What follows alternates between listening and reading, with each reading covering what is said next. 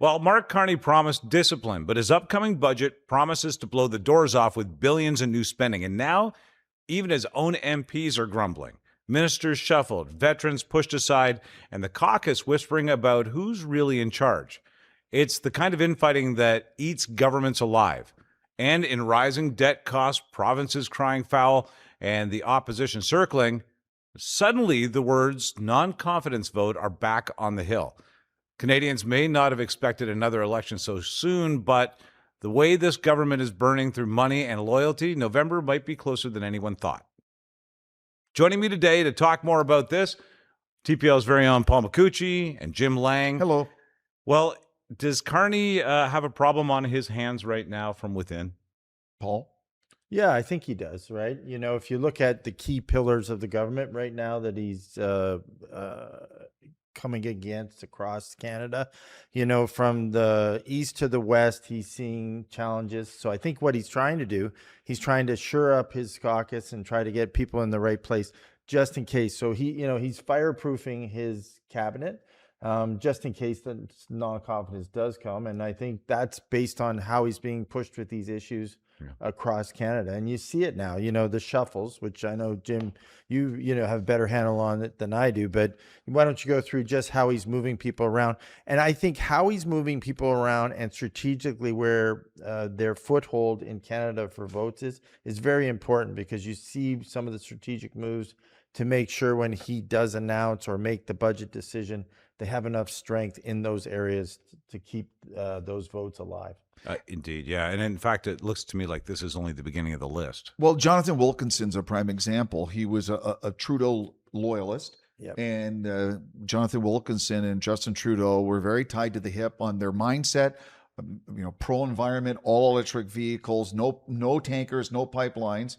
And he got moved aside as the Minister of Natural Resources. And now you have Tim Hodgson from Markham Thornhill, who is not quite as left-leaning as Jonathan Wilkinson, now is your new energy of natural resources. Okay, and so that's an interesting paradigm shift within the Liberal caucus. It's funny because Paul made this real clear to us in our meeting. We prior to the show, and we both went, well, that's true.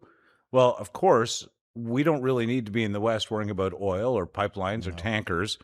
We've made a commitment already to electric. EV, right. So, in Ontario, this is the challenge right now with Stellantis in the last few days, kind of telling us they're leaving. And we've already built plants, with Volkswagen, Stellantis. We have nuclear plants gearing up with $39 billion in spend. We have over $50 billion in spend. A huge amount to the grid to support this. Right. The plants are finishing, right? So, and, potentially they're going to be these millions and millions of square feet empty that we're going to have to do something with. So quite frankly, we've already made the transition to EV. For those of people in Ontario, that are still wondering, oil, gas, that ship has sailed. Whether or not we sell more to the US or abroad, that's another issue. But quite frankly, within Canada, we've made the commitment. We are all going to electric cars. There's no ifs, ands, or buts at this point. That's true, Paul, and I don't dispute that. Yeah. But the infrastructure is nowhere near where it needs to be. And I interviewed Dan McTagg, and he explained in great detail the struggles with the infrastructure in Canada. If you drive outside of major urban areas across Canada and get into rural parts of Canada, into the Trans-Canada Highway, good luck finding a charging station. Yeah. It's great within Montreal and Vancouver and Calgary and Toronto because there's lots of urban charging stations. But once you get outside of that, that becomes an issue. I don't even know if Canadians are really prepared to put a charging station in their home. So much of our populated areas are in condos. Do we have the grid to handle it? Or the outlets, or in fact, the finance in our bank accounts to pay for an electric car? It leads me to and we're not making them here in Canada, so there's no benefit to us, in that market. Where are the electric cars going to come from? We're going to pay way more for them coming out of the U.S., or we're going to make a deal with another country. Let's see, who's making cars out there? Oh, China. Yeah, no, I get it. But, that ship sailed, right? We're into it for $100 billion now. Yeah. There's no going back. So whether, and I had this conversation with you earlier, when they made that announcement like 2 years ago, I was mortified. I was like, I fell on the floor. I'm like, this is a terrible call. Awful. Right. No one really said much. So they said, okay, great. Nothing happened. They went forward. They got elected. Right. That decision had been made in the Trudeau area. It went, and they're past it now. So in their minds, where we might be still talking about it, and I know the west coast of Canada, there's the Alberta equation, and quite frankly, the fight between Alberta and BC right now with respect to running pipelines and everything. But as far as the federal government goes, this is kind of a foregone conclusion. It's done. They've spent the money. They've subsidized. They sent money to Ontario to enhance nuclear plants. They've, spent the money, done the deals with the auto companies in conjunction with the provinces. Yeah. So that ship's gone. It's out. We're not going back.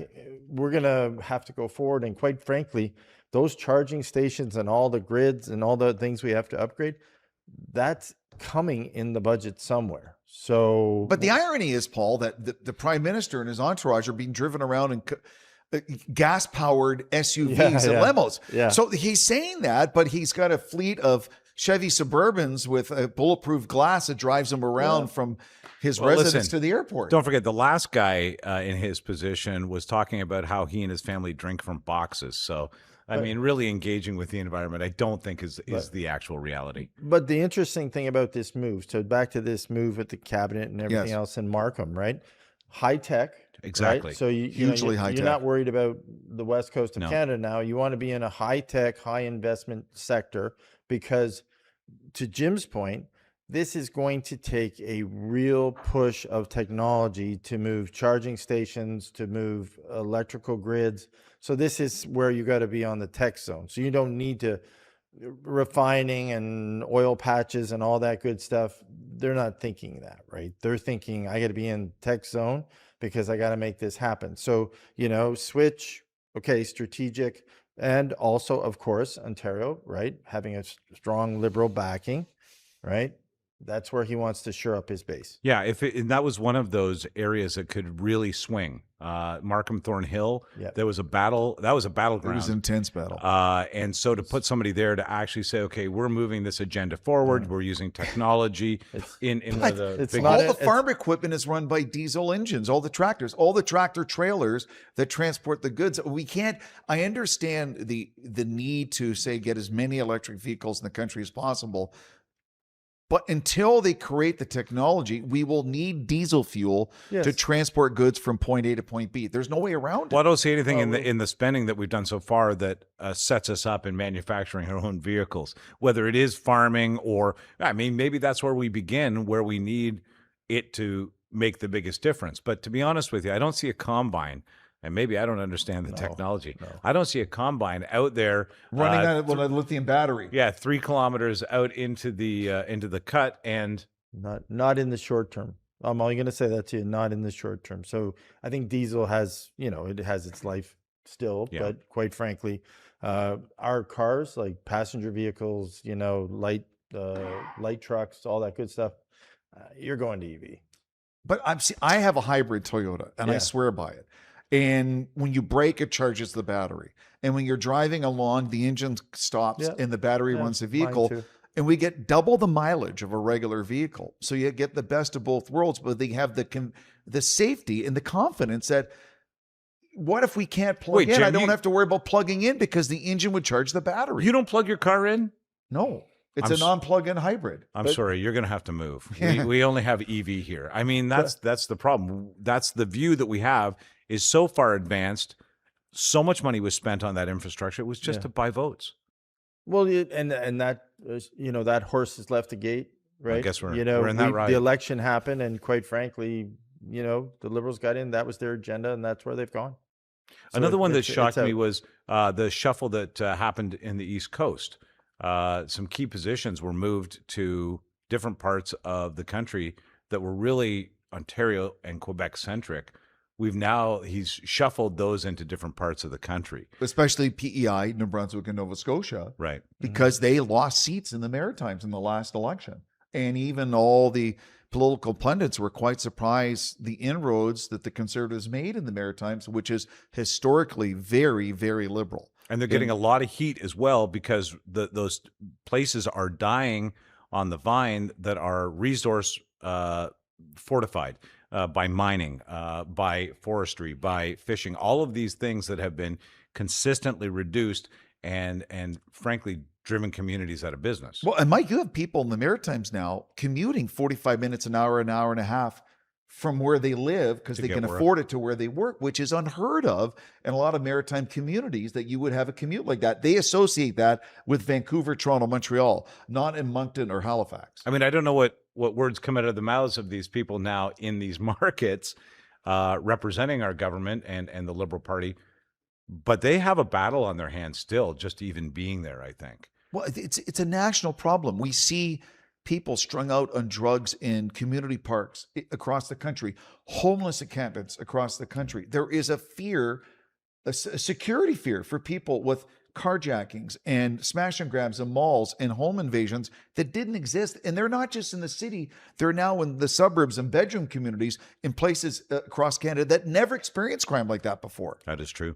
And you also don't forget, you have in the upcoming budget, you have a huge defense spend coming. Yeah. So quite frankly, the East Coast of Canada is where some of that's going to happen. Big time. Right. So, and the military recruitment and the basically commitment to defense has been primarily in the East Coast. Yeah, and in the right? Well, the Irving Shipyard in Halifax is a massive company. Exactly. So you're going to see a boatload of money spent down on the East Coast. So quite frankly, strategically moving people or ministers into that area makes sense when you're coming into such an out of control high budget spend for a deficit. You're going to say to those people, you're going to benefit because we're going to spend it on defense. So hang with us as Liberals. And that's why strategically, I think it's a good move on his part. He moves a minister down there, someone who has presence. He gives them comfort that there's a huge amount of government spending coming their way. And actual attention. They've got a focus on them, Great. Which is a big deal. Yeah, so it helps them. But okay. Shores up votes on the East Coast. Totally agree. But Carney's run into some speed bumps along the way that maybe no one expected. Losing to the Stellantis plant in Brampton, going down to Illinois. All of a sudden, crime and safety and bail reform has become a huge issue across the country, not just in pockets. People still struggling to feed themselves. A lot of those things are issues that people want to have addressed. And then at the same time, staring at a budget deficit far beyond anything anyone thought possible. He's got a bully neighbor to the south of us saying, shore up your border, shore up your immigration.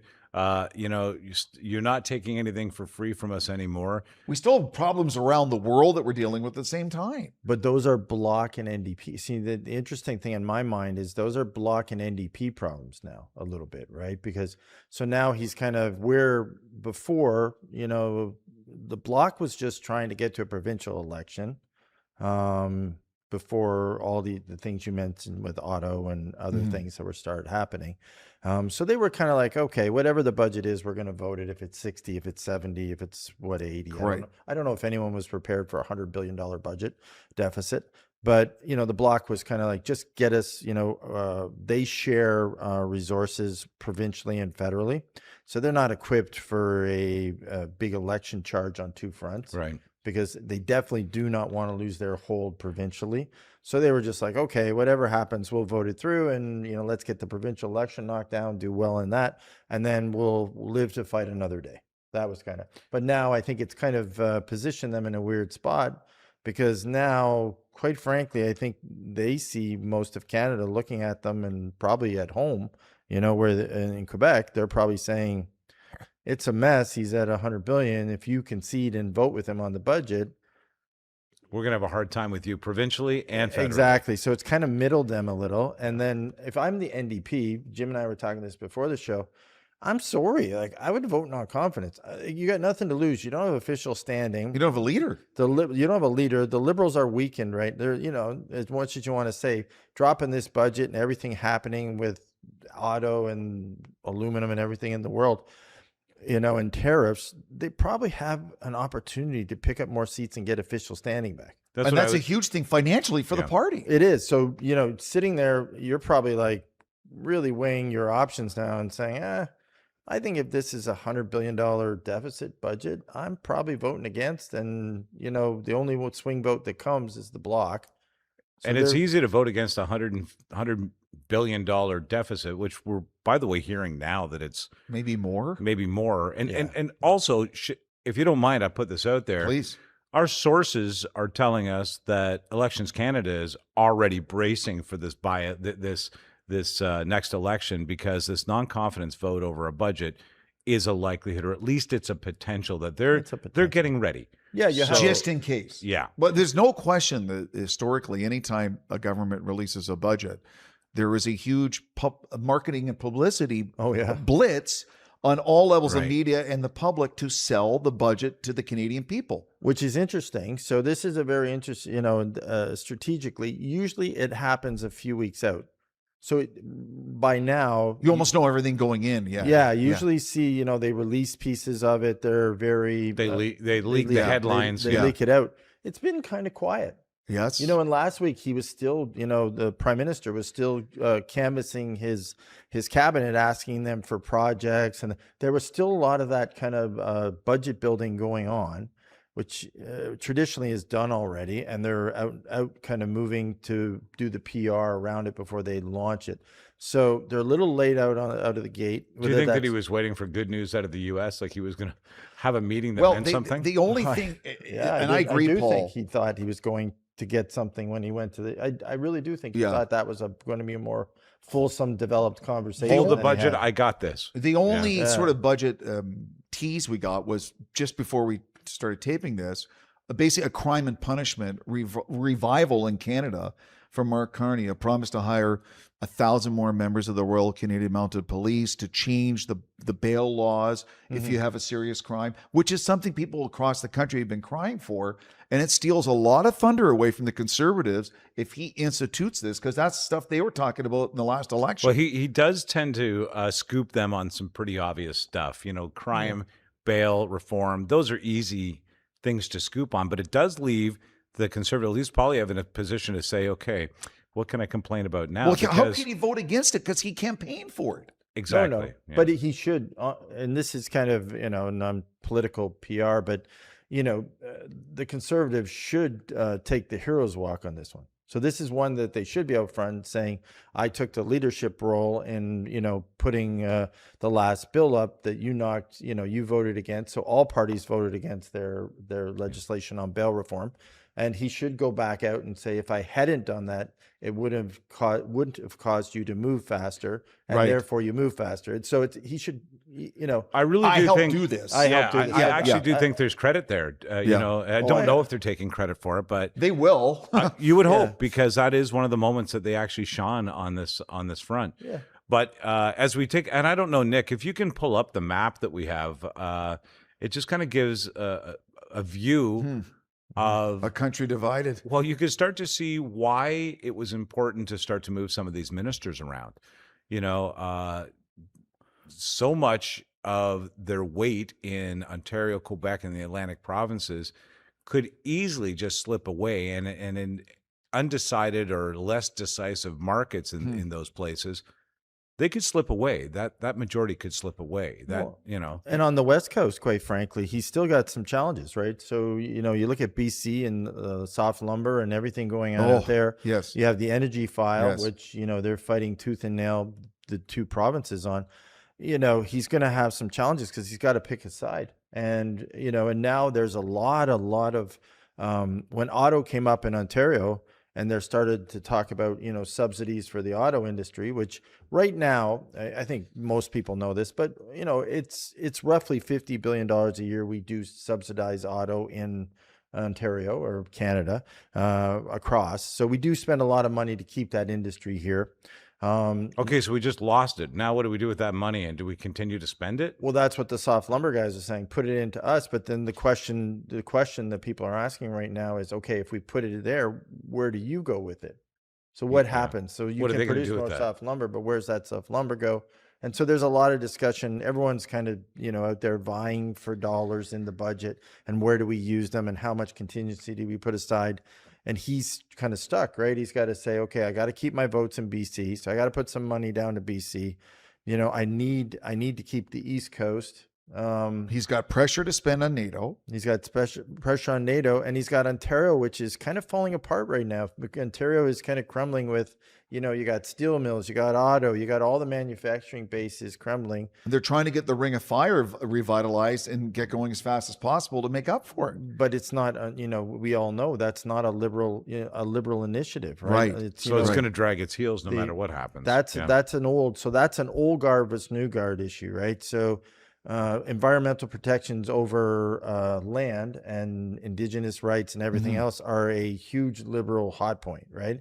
So he's got an old cabinet sitting there, right? He's got Jolie, Champagne, yeah. He's got those people sitting there, and they're saying, "Time out, buddy. No way. Like that's not who we are.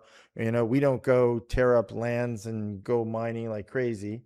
Well, this is my question. So that's the hotbed for him, absolutely, right now. It's interesting. When we were all chatting before, I raised the question. Okay, so Carney has a position where he has all of this Trudeau virtue signaling that's cost so much money, anything from environment to land rights to carbon tax and all that sort of stuff. Carney's got that already built into the cake. And now he's got other problems that he needs to get out of to keep his stronghold in parts of the country that could shift otherwise. Yeah, and there's some signaling there'll be another cabinet shift. Yeah, in a couple of weeks they're saying this. So is that in order to kind of shore up his party so he can make some of these moves, so the dissension isn't too large, right? Because if you leave some of the people in place and they're so against this move that you have to make up to mining and potentially some pipelines, right? You need to then, is that going to splinter his party when he may be going into a non-confidence vote, which would mean he'd be done at that point because, that would hurt him on a number of fronts. Right? But think about this, gentlemen. So he's going to be dealing with his potential unrest in his own caucus, some upset people in the public, and some very strong, powerful premiers in this country that he's going to have to be dealing with as well. Yeah. And Doug Ford and Daniel Smith and Tim Houston and David Eby. And they are really strong, powerful, entrenched premiers who will have a lot to say beyond what happens in Parliament Hill. And that's all stuff he's going to have to deal with. Yeah. It'll be interesting to hear your premier telling you how to vote in a federal election. Because you're upset with how you think the budget is for your province. Right. And you would have very little cause to be quiet on that, because once you hit $100 billion in excess spending that you can see is just meant to keep everybody happy, has long-term, really heavy long-term effects on us as a country. Franco Tersano a few minutes ago, right? We're basically up to $50 billion in interest payments on debt so far, right? So far, in based on our total deficit, and that's going to grow because he's slating, $60+ billion for the next 4 years, so that's going to almost double, right? And what happens to our dollar then? Well, yeah, ultimately our dollar devalues, right? So our dollar devalues, we print more money, our bond ratings go down. Our interest income is intense. Yeah. So, and it's, if you look at, I always use Germany as kind of an example of someone who's a little further ahead of us on the scale of diminishment. Then, you really see the devaluation, the unemployment, unfortunately, and then you have to get more government-backed projects. That's why right now that country is, a lot of what they do is arms and defense, because quite frankly, they need to create those projects. To create those jobs. And that becomes... I know for selfish reasons, as a parent with two daughters in their early mid-20s, the one thing I'm looking at in this upcoming election, youth unemployment, because our family's dealing with it right now. Yeah. And there's a lot of young, well-educated, well-trained people who can't find a job in this country. And even if they weren't trained well, certainly in Ontario, we let a huge amount of training capital and funding just vaporize. So even if there was hope for them to be retrained into something, we've lost auto. Okay, nobody's training into that. Community colleges have been slashed. There's absolutely no way that we have the right number of people trained to build the infrastructure that is the housing that we need, and these ports and building these ships and stuff like that. It kind of leaves Carney in spending money that goes out of our country into other places for expertise, for resources, for things that we could be supplying ourselves now. That, if there's an election in November, that's going to be rung hard in front of his face, because you can't spend I'm hearing 150 billion, $100 billion of new deficit money to rebuild a country that will take 10 or 15 years to realize on these projects and still look like a good guy at the end of the day. Well, that's where his back's up against the wall, right? So Jim brought up housing, and Ontario was one of them. They came out the other day and they said they're, I think, 500,000 skilled trades short of even coming close to meeting their goal of housing. 500,000? So yeah, it's not even attainable at this point. So again, you got to you're moving your people around because you're trying to shore up your base, but that's tough because, you have people like, you're talking about your kids and your family. You have people that are saying, well, hey, what are we going to do with them? Where are they going to live? Where are they going to work? Those are the challenges you have right now.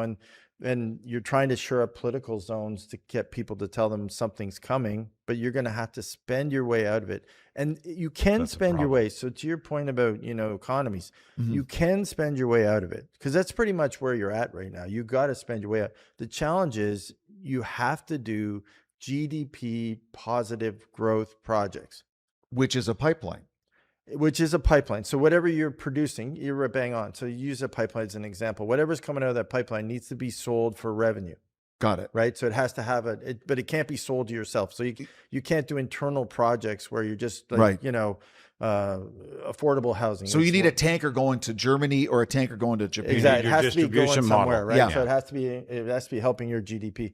And so quite frankly, if you sit down and you create projects to create those goals, now that has a whole bunch of other issues that Canadians are going to face, which, we talked about earlier in another show, but that means people will have to migrate more in Canada, which is like you're talking about your kids, my kids, the day of like kids growing up and staying with you in Toronto or, when they're getting a job and, you having Thanksgiving and they drive over to your house and your house probably is going to go the way of the bye-bye, right? Yeah. So a lot of the people that are working or need work right now will probably have to go north. They'll have to work up in camps and mining camps. They'll have to go west. It might be shift 1 week on, 1 week off. Exactly, yeah. Like we do with oil rigging or other sort of resource mining. Being so resource heavy, we're going to have to create that, right? And that's, again, backs him into the whole issue of environmental projects and everything else. But we're getting to the point where that decision, like it's narrowing, right? So that decision is narrowing upon him that he has to make that call. Can he make that call with the existing cabinet? That's I would have to think there's a lot of private, intense meetings going on. Oh, yeah. From Carney and his most trusted lieutenants sitting down with the Trudeau holdovers and saying exactly what you said, Paul. The only way we get out of this, we have to do this, this, and this. I know it's not the way we did things, but we'll never get out of it. But he does have that crowd there, Jim, saying, no, we've already committed to this and this and this. We can't do that. And we're not going. So I do think you're right. His backup is up against the wall. With Canadians in general. First of all, his ratings are slipping. Okay. Still ahead of Poilievre, though, I will say. Yeah. But he does seem to be having this, the sheen is off of, yes, I agree. Off the job. And I think some of his travel has led to nothing. Yeah. We're looking a little foolish, I think, on the international scene, to be honest with you. Yeah, Egypt and, they're calling him the wrong name in Egypt and referring to him as the president of Canada, all that stuff. I get that. Trump did that as well. Well, I mean, I think as he's entering 80, I feel like sometimes I call the cat and the dog in our house the wrong name. Mr. President? Yeah, like... and call the cat Mr. President? So now Trump, yeah, exactly. And so now Trump is acting like a guy about to turn 80, calling someone, are you the president? Or you know what, I like what he said. He goes, oh, yeah, I did that. I'm sorry about that. At least I didn't call you governor, huh? And he just moved away. He just kept going. He laughed. He laughed, yeah. He thought it was funny. He just bounces. It doesn't, nothing bothers him. No. But the interesting, part of that whole equation is Carney's got to make a move and figure all this out relatively quickly. So you look at the timeline. So there's the wild part of this, right? Because we're going into the budget, because we have a non-confidence company, he's got a shuffle coming up. So I think he hoped when he went to the U.S. he was coming out with a deal because something to show Canadians and show his caucus. So let's be serious. To insert in the budget. Yes. Yeah. Stellantis doesn't just show up the other day and close the plant, right? Exactly. So he knows about it 2-3 weeks in advance. Yeah. So, he's going to the US, he's sitting down with them, and he's hoping something's coming because he needs it, right? Then he comes back, he didn't get it. Then he goes to Egypt. He doesn't want to go to Egypt's a nice place, but I'm sure he wasn't like wasn't on his list. I'm sure. Not a flight. Well, the armed forces wasn't even ready for it. They didn't even have a plane ready. Like it came out of he flew commercial. He didn't even allow any reporters to join him and got in trouble for that. He took flare. No, but so he he drives over because quite frankly, he needs another conversation. Yeah. Anything that he's not going. He needs FaceTime. Yeah, he's using anything to get FaceTime to say, "Hey, by the way, we didn't talk about we're going to build that pipeline all the way down to Texas." And Ford's calling him, or Trump's calling him the wrong name. Yeah. Can I go away? And he's like, they're leaving him out of photo shoots. Well, they're he was stuck ignoring in him the back White there House. with his arms folded while they were signing all the documentation. Yeah, well, and again, I don't think he's there for that. He might be there partially for that, but quite frankly, he's there to have another conversation because he's getting what's coming, right? And it's such a narrow. If you think about the timeline now, November 4th is just around the corner. Then we're into winter. Yeah, and we're into more heating costs and potential climate issues. What if there's a massive storm somewhere that cripples part of the country? That's unforeseen. You can't plan for that. Exactly. So he's trying to get all this knocked down before, and it's not coming. It's not sequencing properly, and, right? So therefore, and hence that's why all these political shuffles, so he can hopefully shore up, because he's contingency planning. Maybe it's not going to go the way he wants. So he delivers the budget, and then you anticipate more ministerial shuffle. Or do we see that? That's a great question. Before the budget? Is it before or after? Yeah. Before. You think there will be the dominoes will fall before? I think he'll do it before. Yeah. Right. Because the fallout of, again, I think it's always, they're having that conversation now, and he's trying to figure out potentially if he drops a certain type of budget, who stays with him. Who comes up who has his against it? back? Yeah. Who are you going to stay with me? Like that's that conversation happening now. I'm going this way because I have to go this way. And he needs ministers and MPs out there selling it hard. Exactly. So if they're not going to, if they can't get behind it, he doesn't need a lot of people just to walk away. The worst thing could happen for him right now. He strategically moves some people around.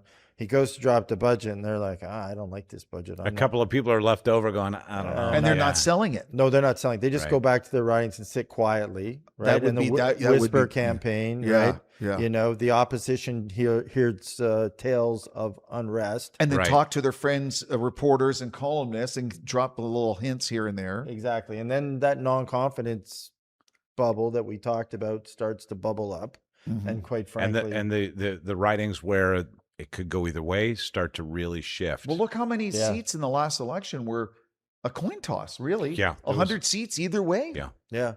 Multiple dozens of seats were like that. It makes me wonder if we deliver this, he delivers a budget, we receive it as Canadians, he's made the shift. All of this looks like we've got a bright, brand new government. We've shifted all of our people into the right place, and now we've got a budget that they can work with. Right. That seems to be what the image will be. If they can get aboard.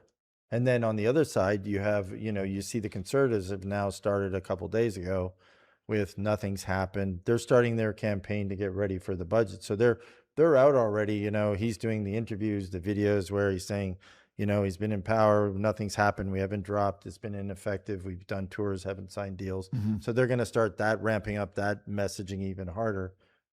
We never the go Bloc back. has said some things too. Yeah. They've been. I'm shocked that the Bloc has come out as early as they have now, and actually.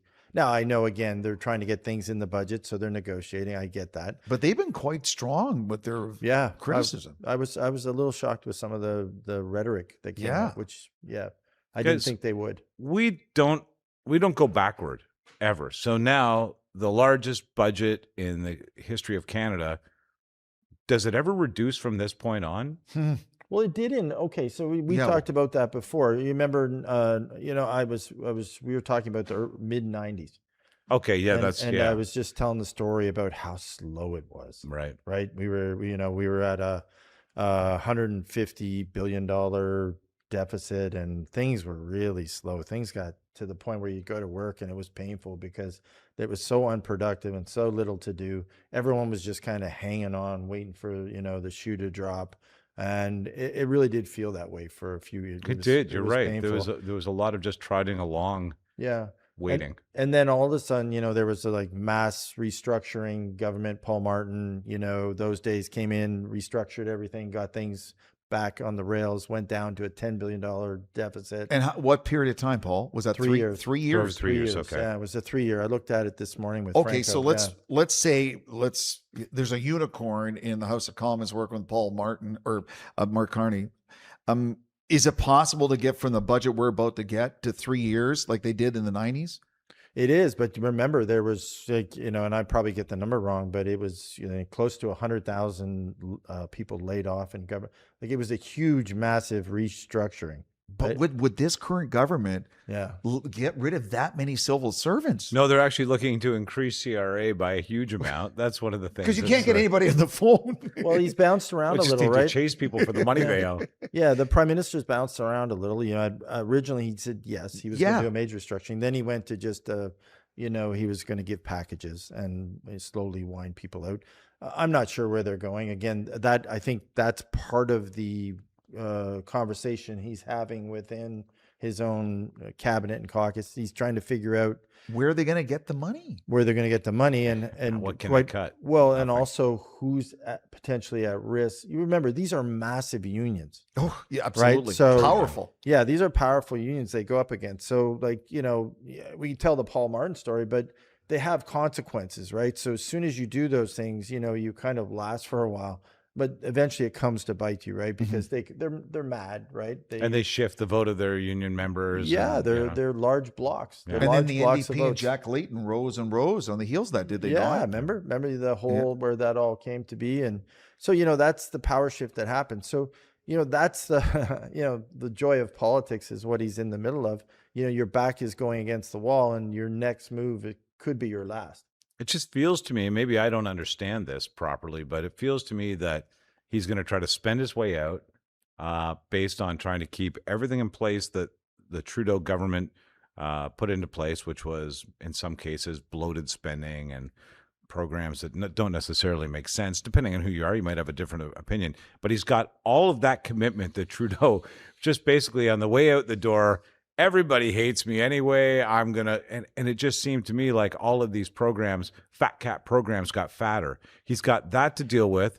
He's got to contend with Canadians that can't get homes, can't get health care, are having a hard time getting their kids employed. He's got to deal with Trump. Got to deal. Yeah, that's right. He's got all of these variables playing against him now. That almost leads me to think the only thing he can do is spend his way out at our expense. Yeah, you will try again, spend your way out, but how he spends his way out and how he gets growth out of spending his way out is the key. Mm-hmm. And I don't doubt that he will. Like I think pretty much 100% the deficit's going to go up. They are going to try, and they're going to try to hop it. The key now, it's like Trump. This is an interesting discussion because he thinks tariffs bringing manufacturing home will do him well. He'll get people to go back into factories. I said from day one, I don't think that has a shot at all. I'll be totally, I've said that on a number of shows. I think I lived in the U.S. for quite some time. I think getting Americans and young kids from, few past generations to come and go back into the manufacturing lines of America is highly unlikely. It's tough work. Yeah. It's not for everybody, Paul. No, and it's hard on the mind. It's hard on the soul. And I think kids today have a little more holistic, organic view of life. Quite frankly, the way they want to live it. You can't be on your phone while you're trying to weld a car's engine together. Exactly. You can, but you might take your colleague's eye out. Yeah. So so now those are not desirable jobs to the kids we've raised in this country. No. Yeah. So now we have a little bit of the same issue if you think about it, because now in order for us to spend our way out of it with projects that have GDP growth, we'd have to create jobs that produce something. So jobs that produce something tend to be manual. So whether you're going to mining or whether you're going to a pipeline or whether you're, you can do AI and you can have IT and all those things. They're all great. But, a lot of them, quite frankly, we've hit the bubble of that. I think the tech we still have AI and everything, and that'll reduce labor, and there'll be some work in that structure and that industry. But a lot of what we need to do in Canada will pretty much be hard manual labor that people will have to go do. So then they'll have to move, they'll have to relocate or go to a town, work for a few weeks and come back. And the challenge will be, are Canadians ready to put that? Because, back in, I don't know, in the mid 90s, if you guys remember it, I remember working pretty damn hard. Same. Yeah. So like as a young man, I remember, quite frankly, my days were damn long. Mm-hmm. I worked really hard, and my employer worked me really, really hard. And because you didn't have a choice. No, and I didn't. I didn't. I didn't. No. They all in the same boat. Yeah. If you said no, the next person was ready to take and they'd gladly do it. Yeah. So there wasn't a lot of options, and so we're kind of getting into that spot again where. But why are we in that spot? We're one of the most resource-rich countries on earth. Take a look at other resource-rich countries. Are they worried about their labor force having to become part of their economy? No. Norway isn't. No. But that's a cultural shift, right? They embraced their resource-rich environment, and they created a work ethic of people who enjoyed and took pride in doing it. And Norway now is set up with different levels of society, from being an infant to a senior citizen you're taken care of. Yeah. Well, that's because of the work ethic, the way they were able to structure themselves. And we didn't, right? We kind of, we had low birth rates. We had, medium unemployment. We tried to do tech crisis. We had poor immigration policies. We did it. We thumped it pretty hard on the, doing a lot of really wrong things for a while. And quite frankly, that came back, to bite us. And so now the shift is where we're going to have to, but same as the US, we're going to have, in order to get those GDP growth projects, we're going to have to convince people to take these kind of jobs.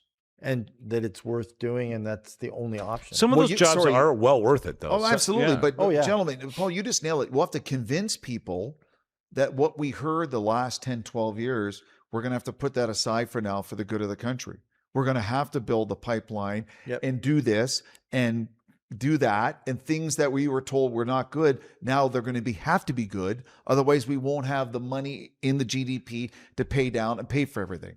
And the people that are going to do it we have to tell them that there's no option. They have to go do it. Yes. So that's, and that's the challenging part, because for a while there on our education, we brought everyone in, we educated everyone, free education is our culture.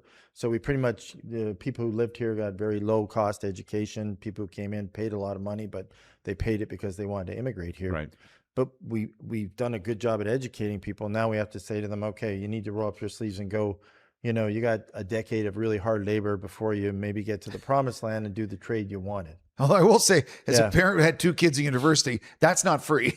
Yeah, right. But now, they went through the, But also, are they prepared to go get work on the line for the next 10 years of their life? Neither one of them studied anything remotely like that. Well, we don't need them to study. We just need them to show up. We'll train them, but we need them to be here 8 hours a day on this line, pulling this resource. That's a tough ask for a lot of Canadian young people. But it's a generational shift.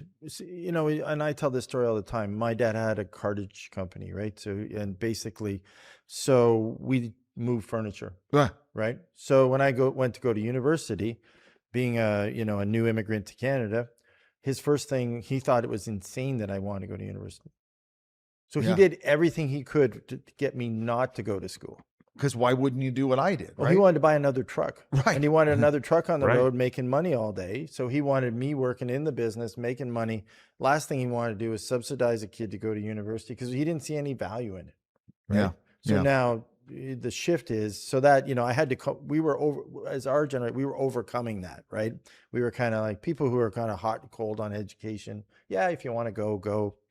But, for the most part, get a job. So now we're going to have to reverse some of that thinking.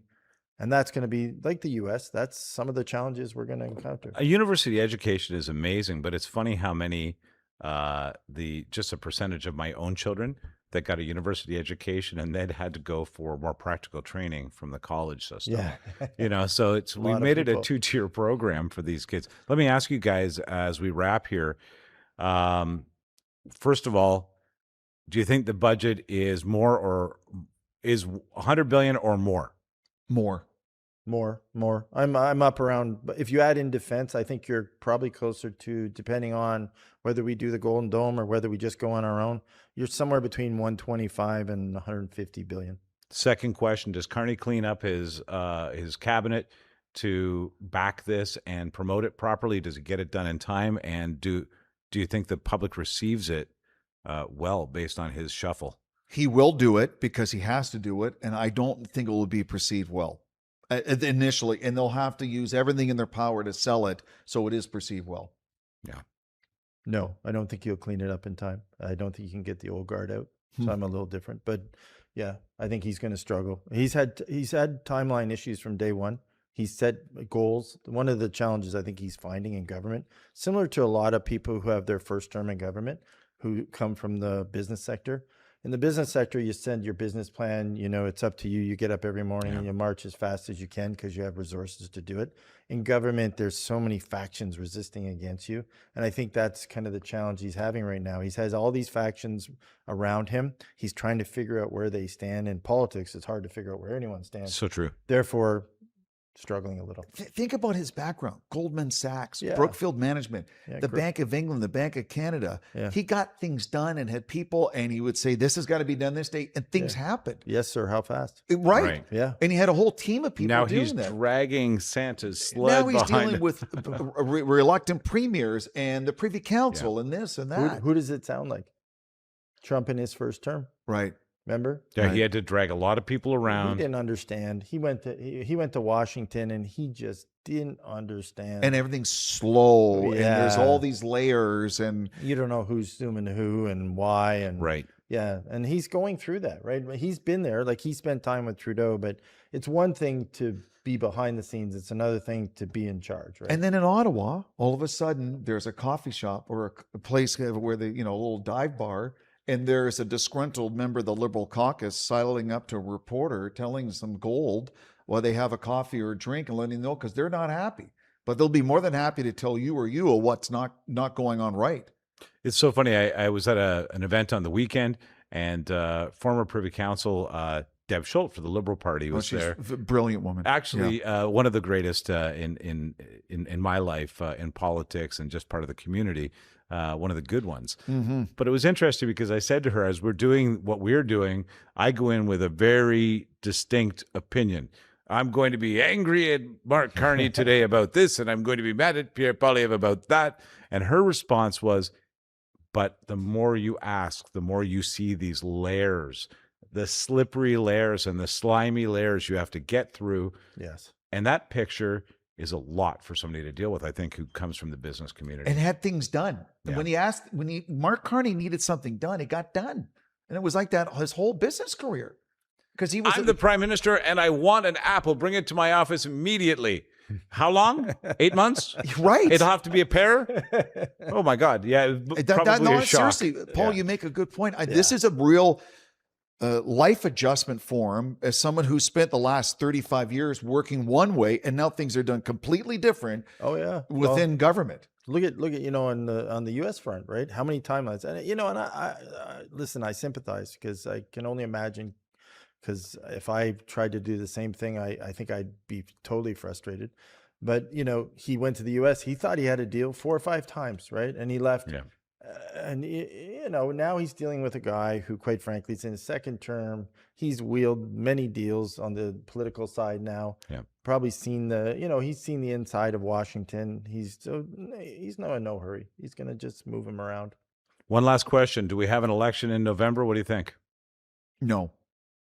50-50. I think it's 50-50 I'm 50-50 too. right now. Okay. I was probably 80-20.